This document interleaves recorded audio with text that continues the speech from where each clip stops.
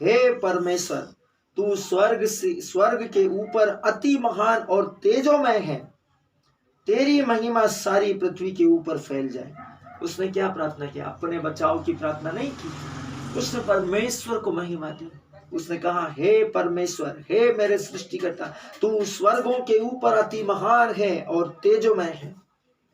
वो परमेश्वर को महिमा दे रहा है और वो बोल रहा है कि तेरी महिमा सारी पृथ्वी पर फैल जाए। 6वें पद में उसने कहा, उन्होंने मेरे पैरों के लिए जाल लगाया है।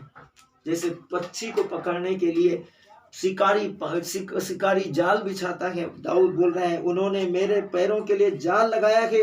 मेरा प्राण ढला जाता है, मेरा प्राण ढला जाता है। मतलब जैसे सूरज ढलता है और पता है कि अब कुछ ही समय में सूर्य अस्त हो जाएगा, वैसे वो बोल रहा है कि मैं कभी भी मर सकता हूँ। वो अपने आप को परमेश्वर के सामने प्रकट कर रहा है। उसने कहा, उन्होंने मेरे आगे गड्ढा खोदा है। जैसे जंगली जानवरों को पकड़ने के लिए शिकारी जंगल में चोर गड्ढे खोद देते हैं कि जानवर दौड़ते हुए आए और धोखे से उन गड्ढों में गिरकर फंस कर मर जाए या वे उसमें फंस जाए और वे उनके कब्जे और बस में आ जाए। दाऊद बोल रहे हैं कि उन्होंने मेरे लिए चोर गड्ढा खोदा है, परंतु आप ही उसमें गिर पड़े हैं। वो बोल रहे हैं कि मैं धन्यवाद देता हूँ कि वे खुद उसमें गिर गए। वे दाऊद को ढूंढते हुए गुफाओं में चले गए, लेकिन वहां पर वही भटक गए। परमेश्वर का वचन कहता है, दाऊद 7वें वचन में, ये बहुत इंपॉर्टेंट है, बहुत महत्वपूर्ण है। दाऊद कहता है, हे मेरे परमेश्वर, मेरा मन स्थिर है, मैं डगमगाया नहीं हूँ, परिस्थितियों से विचलित नहीं हुआ हूँ। इतना सब कुछ होने पर भी मैं घबराया नहीं हूँ, मेरा मन स्थिर है। उसने डबल कहा, मेरा मन स्थिर है, मेरा मन स्थिर है, मैं गाऊंगा वरन भजन कीर्तन करूंगा। दाऊद इस समय भी ऐसी स्थिति और परिस्थिति में भी कि लीक दिख रहे हैं, जू दिख रही है, उसके शरीर से दुर्गंध आ रही है, नाक बह रही है, राल टपक रही है, कपड़े फटे हैं और वो पागलों के जैसा दिख रहा है। वो बोल रहा है, मैं भजन गाऊंगा और कीर्तन करूंगा परमेश्वर का। अपनी सब परिस्थितियों में उसका स्मरण रखो। परमेश्वर का वचन कहता है, आज्ञाकारिता की उपेक्षा मत करो। परमेश्वर का वचन कहता है, 8वें पद में वचन कहता है, हे मेरी आत्मा, वो अपने आप से बोल रहा है, हे मेरी आत्मा जाग जा, हे सारंगी और वीणा जाग जाओ, मैं भी पौ फटते ही जाग उठूंगा। वो बोल रहा है, सुबह कब होती, पौ कब फटती है? 3:30 बजे के बाद, जब 3:45 और 3:30 का समय होता है सुबह सुबह, उस समय पौ फटती है और उस समय से लेके 5 बजे के बीच में, 4:30 से 5 के बीच में सूरज की हल्की हल्की किरणें दिखाई देने लगती है। उसने कहा, मैं भी पौ फटते जाग जाऊंगा, अत्यंत भोर को उठ जाऊंगा और तेरा कीर्तन और सुगान करूंगा। आपके लिए परमेश्वर चाहता है कि आप अत्यंत भोर को उठे और प्रार्थना करें।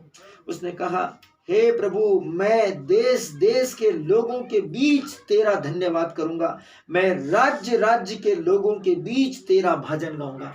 जब आप देश देश के लोगों के बीच, जाति जाति के लोगों के बीच, राज्य राज्य के लोगों के बीच में उसका भजन गाएंगे, तो जैसे उसने अब्राहम को महिमा दी, जैसे उसने इसहाक को, याकूब को, मूसा को, एलिया को और यूहन्ना को और पेतरुस और पौलुस को और सुलेमान को और सामुएल को महिमा दी, वैसे ही वह आपको महिमा देगा और विश्व में आपको शिरोमणि कर देगा। परमेश्वर का वचन कहता है, मैं राज्य राज्य के लोगों के बीच में तेरा भजन गाऊंगा। आपको और मुझको परमेश्वर के लोगों के बीच में, पर इस सृष्टि के बीच में परमेश्वर के भजन और गीतों के द्वारा इस विश्व के लोगों को परमेश्वर की महिमा और प्रशंसा, परमेश्वर को महिमा और प्रशंसा देना सिखाना है। पवित्र वचन कहता है 10वें पद में, क्योंकि तेरी करुणा स्वर्ग तक बड़ी है। परमेश्वर की करुणा कैसी है? स्वर्ग तक, इतनी ऊंची है, इतनी महिमामय है कि वो स्वर्ग तक पहुंच गई है। परमेश्वर की करुणा की कोई सीमा नहीं है। और तेरी सच्चाई आकाश मंडल तक पहुंची है। परमेश्वर की सच्चाई पृथ्वी से, अधोलोक से, कहाँ? अधोलोक मतलब नरोलोक, नरक लोक से भी नीचे से कहां तक पहुंच गई? स्वर्ग लोक तक, आकाश के ऊपर तक पहुंच गई है। 11वें और आखिरी पद में परमेश्वर का वचन कहता है, हे परमेश्वर, दाऊद बोलता है, हे परमेश्वर तू स्वर्ग के ऊपर अति महान है, तेरी महिमा सारी पृथ्वी के ऊपर फैल जाए। उसने इस पद को स्पष्ट रूप से जो उसने कहा, उसने डबल इसको कहा। दूसरे पद में वो कहता है, मैं परम प्रधान परमेश्वर को पुकारूंगा, परमेश्वर को जो मेरे लिए सब कुछ है। और 11वें पद में कहता है कि हे परमेश्वर तू स्वर्ग के ऊपर अति महान है और तेरी महिमा सारी पृथ्वी के ऊपर फैल जाए। परमेश्वर अत्यंत महिमामय है। जब आप परमेश्वर को, आप जब कलेक्टर को जान जाते हैं तो आप कलेक्टर के सामने कैसे होते हैं? कलेक्टर की हैसियत के साथ, कलेक्टर के सामने संपूर्ण डिसिप्लिन के अंदर, संपूर्ण परमेश्वर कलेक्टर के सामने आप कैसे जाते हैं? आपको मालूम है कलेक्टर हाई मोस्ट है इस समय, तो परमेश्वर हाई मोस्ट का भी हाई मोस्ट है, परमेश्वर रेवरेंट का भी रेवरेंट है, परमेश्वर आदरणीयों के भी ऊपर आदरणीय है। तो परमेश्वर के लिए जब आप भजन गाते हैं, आप प्रार्थना में आते हैं, तो अपने आप को इतना डिसिप्लिन में, इतना नम्र, इतना विनीत, इतना दीन, इतना आज्ञाकारी, इतना परमेश्वर के लिए अपने आप को, एक भी वचन, शब्द और बिंदु आपके कान से छूटने नहीं पाए, आपके हृदय में उसकी समझ आनी चाहिए। नहीं तो परमेश्वर की विश्वास और परमेश्वर के वचन, और सरल शब्दों में कहा जाए तो परमेश्वर की शान के खिलाफ गुस्ताखी हो जाए। एक भी शब्द और बिंदु और मात्रा की में अनादर या अयोग्यता या अनाज्ञाकारिता दिखाई नहीं देनी चाहिए। कैसे लोग टीवी देखने के लिए या पिक्चर होम थिएटर में पिक्चर देखने के लिए जाते हैं, वो कैसे भी बैठते हैं, प्रोग्राम टीवी पर स्क्रीन पर कुछ भी दिख रहा है, वो कुछ भी कर रहे हैं, खा रहे हैं, पी रहे हैं, वो एंजॉय कर रहे हैं, लेकिन परमेश्वर का वचन एंजॉय करने के लिए नहीं, परमेश्वर को महिमा और भक्ति देने के लिए। पाँव फटेगी, मैं इंतजार करूंगा कि मैं कब सुबह और अत्यंत भोर को सबसे पहले, यदि सृष्टि में कोई यहोवा की आराधना करे तो वो पहला व्यक्ति, पहला मनुष्य मैं हूं। दाऊद की प्रार्थना थी कि पहला मनुष्य जो तेरे नाम को ले वो मैं बनूं। परमेश्वर अपने आप को परमेश्वर की आराधना के लिए प्रथम बनाओ, परमेश्वर को महिमा देने के लिए, परमेश्वर को सम्मान देने के लिए, परमेश्वर को प्रशंसा देने के लिए, फिर परमेश्वर सारी सृष्टि में आपको प्रथम कर देगा, इस विश्व के सब लोगों के सामने आपको प्रथम कर देगा। इससे अंतर नहीं पड़ता है कि आप इस विश्व के रेवरेंट और हाई मोस्ट प्रेसिडेंट और प्राइम मिनिस्टर आपके सामने खड़े होंगे तो खड़े होंगे, लेकिन परमेश्वर के सामने प्रथम कौन है? परमेश्वर जानता है। इस विश्व में लोगों के पास में, जिनके पास में सब कुछ है, परमेश्वर का वचन कहता है जवान शेरों को तो घटी हो सकती है और धनवानों को कंगाली आ सकती है, लेकिन यहोवा के डरवैयों को कभी किसी बात की घटी नहीं हो सकती। वो अपने भक्त का भरण पोषण करना जानता है।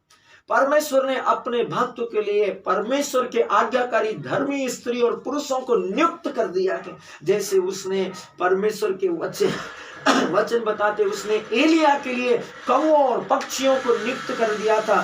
सो परमेश्वर के लिए एलिया की दृष्टि, परमेश्वर के लिए एलिया परमेश्वर की दृष्टि में अति महान था, और परमेश्वर ने जिन्हें वो ड्यूटी दी थी और उन्होंने परमेश्वर की आज्ञा का पालन किया, सो परमेश्वर की दृष्टि में स्वर्ग में वे अति महान और आज्ञाकारी माने जाएंगे, क्योंकि उन्होंने यहोवा के अभिषिक्त के लिए अपने आप को परमेश्वर के सामने आज्ञाकारी महसूस किया और उन्होंने उस आज्ञाकारिता का पालन किया अपनी जिंदगी के अंदर। यहोवा सर्वशक्तिमान है, जब वो अनुग्रह करता है तो आपको कहां से कहां ला सकता है, और यदि वो आप पर क्रोध करे तो आपको कहां से कहां पहुंचा सकता है।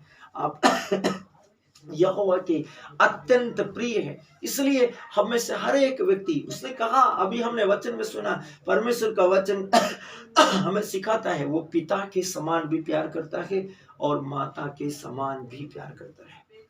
परिस्थितियों में वो हमारा साथ देता है, हर समय पहली और शीघ्रता से पहुंचने वाली सहायता है वो। हर समय कोई आपका साथ दे न दे, उसने कहा आकाश और पृथ्वी टल जाए तो टल जाए, मेरे शब्द नहीं टलेंगे। मैं तुम्हें कभी नहीं त्यागूंगा, मैं तुम्हें कभी नहीं छोड़ूंगा। चाहे एक माँ, एक पिता अपनी संतान को भूल जाए, लेकिन मैं तुम्हें कभी नहीं भूलूंगा। परमेश्वर सर्वशक्तिमान चाहता है कि आप उन वचनों पर ध्यान दें जो यहोवा ने आपके लिए किए, आपके लिए कहे। कई बार जब आप परमेश्वर के वचन में विश्वास में परमेश्वर से प्रार्थना करते हैं, तब परमेश्वर की प्रार्थनाएं आपके लिए कैसी होना चाहिए, परमेश्वर के सामने आपको प्रार्थना में कैसा होना चाहिए, आपको पवित्र शास्त्र सिखाता है। आपको किसी व्यक्तिगत रूप से किसी बाहर जाकर इसका ट्रेनिंग लेने का जरूरत नहीं है। उसने आपके लिए बहुत से धर्मी और आत्मिक जनों के द्वारा अपना वचन आप तक पहुंचाने के लिए आप तक अपना माध्यम घोषित कर दिया है। परमेश्वर का वचन कहता है, मुझसे मांग और मैं तुझे भांति भांति की वस्तुएं प्रदान करूंगा। परमेश्वर का वचन कहता है, आइए